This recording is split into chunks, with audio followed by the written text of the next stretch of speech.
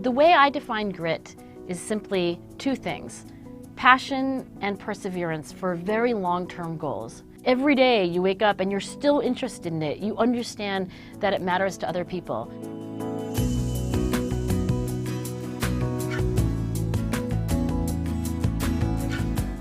Growing up with a father who was very, very interested in achievement and who was more successful than whom, and at least in our family, who was more talented than others, and a mother who was very supportive, I think I really had, in some ways, what I would consider, parents who did put me on the right path to grit.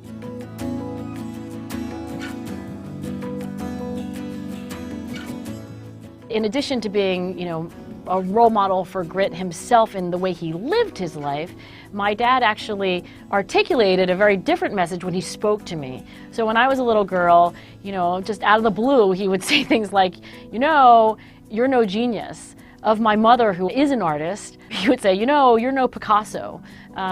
These are not helpful statements, but I think the thing that was interesting to me was that that's not how he actually lived his life. So my father didn't consider himself to be preternaturally gifted intellectually so much, but he worked really, really hard and was incredibly passionate. He was a chemist and incredibly passionate and took his work home, thought about it all the time. So in a way, I got these mixed messages growing up. On the one hand, my dad really modeled for me what it was like to have grit. On the other hand, I kind of got this message that if you're not really talented, you might not be as successful as, of course, he wanted me to be growing up. And so I think from very early on, I've been interested in achievement personally, and interested in this assumption I think that a lot of people make, including my dad, which is that if you're really talented, you're going to be the one who's going to achieve great things in life.